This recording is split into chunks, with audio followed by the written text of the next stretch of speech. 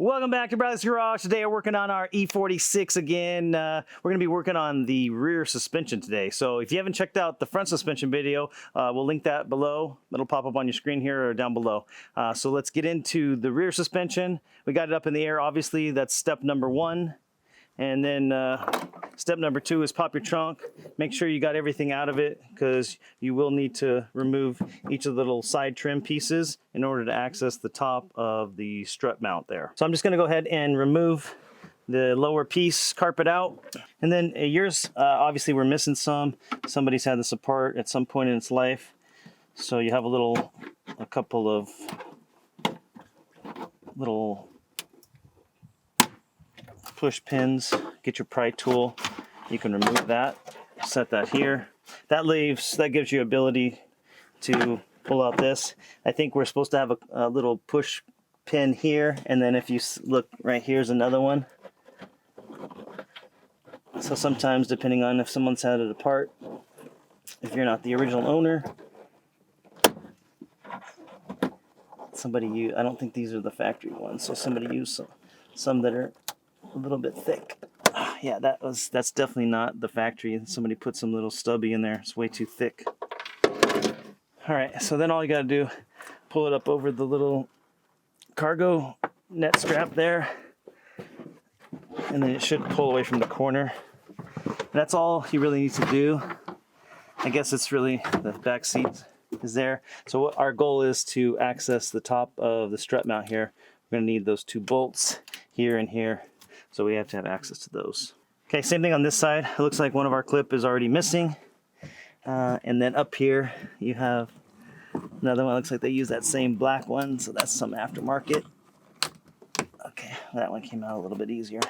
And then just do the same thing. I like to lift up in the back here. You might be able to take it out without if you need to. These are the factory ones. They have a center piece like this. Once you get the center off, sometimes the center stays in. You can pry it up. That's how they should come out. And then this piece comes out like the other side.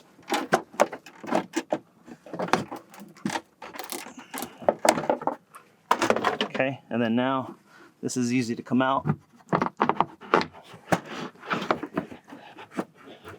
Just tuck it under the edge here. All right, it has a little cap over it, little sound deadening, but we basically here and here. I know it's kind of dark. We'll get some light in there. Next up, we're gonna go ahead and get the wheels off. As you can see with ours, we're getting really good even wear. So inside versus outside looks very even. So that's why we're just gonna go ahead and do the shocks today. If you're getting a lot of uneven wear on the inner edge of the tire here, then you're gonna have to do the other bushings and subframe mount stuff. So today we're just gonna do the shocks, and that should get us back up and running.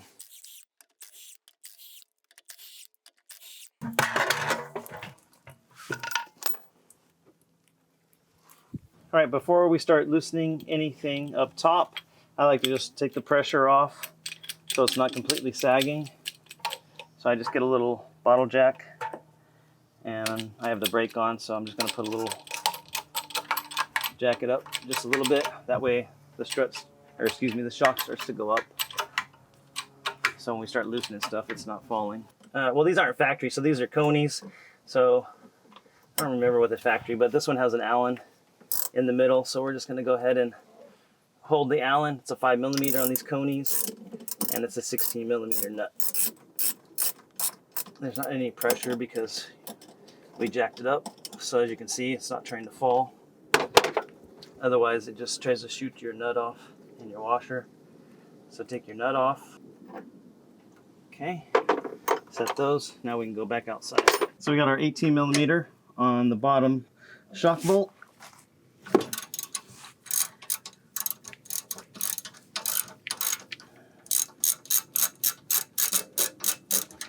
As you get it loose, just go ahead and keep your hand on it, because now that we have the top nut off, it will just drop straight down.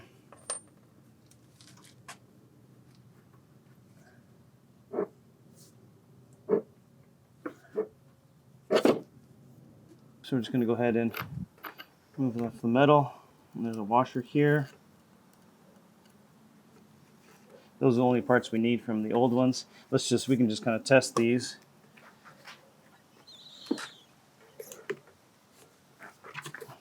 I mean, they got a little life left in them. But we're going to go ahead and replace our boot and bushing here. Get these out. We've got our new shock bushing here. We'll go ahead and just get it out of the way. And then basically turn it over. This little groove goes inside this groove here. So you go ahead and get it in there. And then we can go ahead and cut this strap. And then just wiggle the little, this is just a little plastic piece for the strap itself. I'm going to remove the nut. Take the strap off. Then we can go ahead and slide this over. Just push it all the way down. It'll push the shock down as well.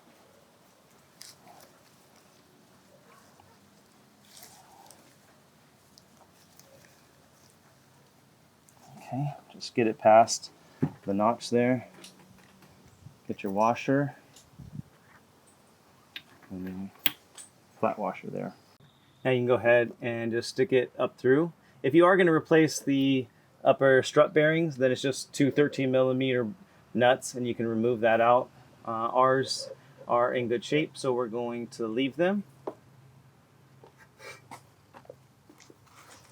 Now we can go ahead, we're a little high, so we're going to go ahead and just lower our jack down a little bit.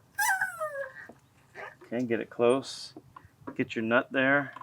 Your bolt. And then it's not crazy hard, so you can kind of still maneuver the shock a little bit to get things lined up.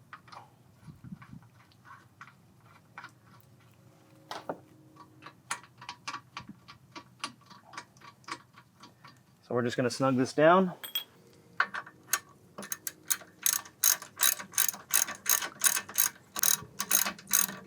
Okay, we'll just leave it snug and we'll come back and we want to torque it under load. So go ahead and get our washer back inside the trunk, cup side up, and then get your new nylock nut that comes with your shock. And then you can tighten it a little bit, but then of course it starts to turn immediately. So we're going to go ahead and maneuver it just a little bit so we can get our crescent on there.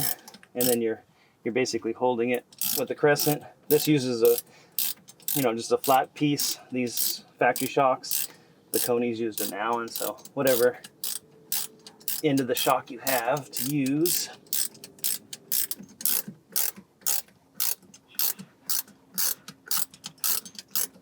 You gotta have to switch over to your open end because you're in kind of like a bowl, that washer. They make a trick tool.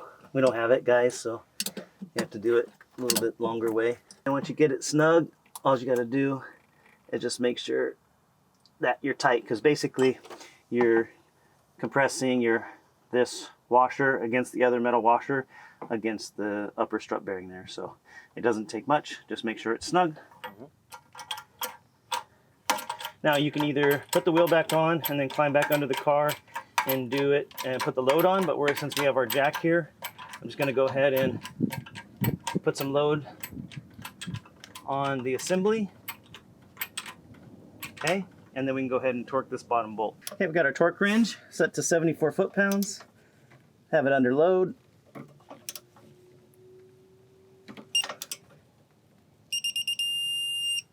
There we go. We just showed you the passenger side, but do the same thing on the driver's side. Everything's identical. And then after you got everything snugged down and torqued down on the bottom, you can go ahead and put your trunk back together.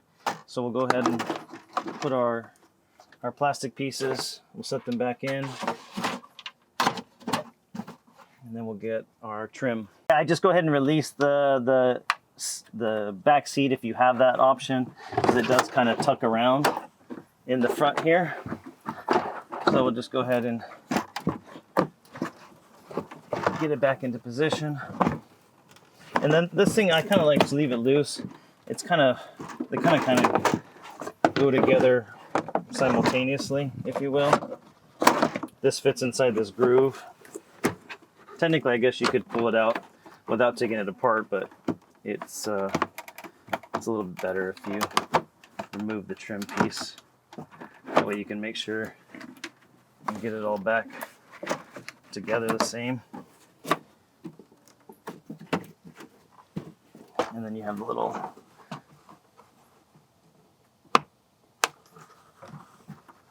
as you can see, just pull on it a little bit. We'll have to get the factory clips. I think we're actually just going to leave it out right now. We're going to get some factory clips and then put one down here in this hole and this hole. So we're missing those two. Just make sure you're tucked in by the back seat. I forgot to tell you guys about the clip in the front. So you have to lower the back seat. We forgot to film that part. So just make sure and take that off in the beginning. So we'll show you that.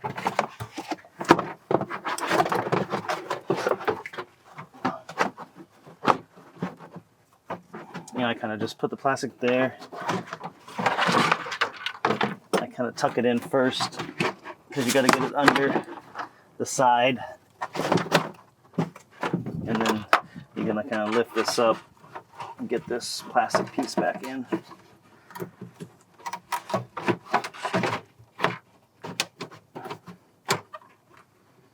And then you can get it in inside the groove.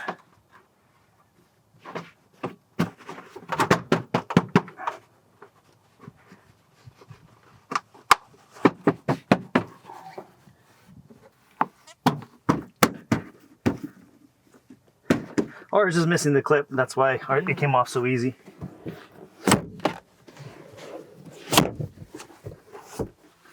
Okay, put your spare tire cover back in. And if you have all the clips,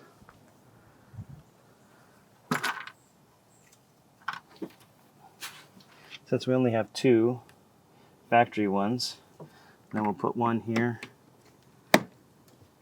on this side, and we'll put one here on this side, and we'll grab a couple more from online. Put the carpet back in. All right, trunk's buttoned up. All right, so we got the car back on the ground. I'm gonna go ahead, got the wheels on. I'm gonna go ahead and torque everything down. I think BMW recommends 88 foot-pounds.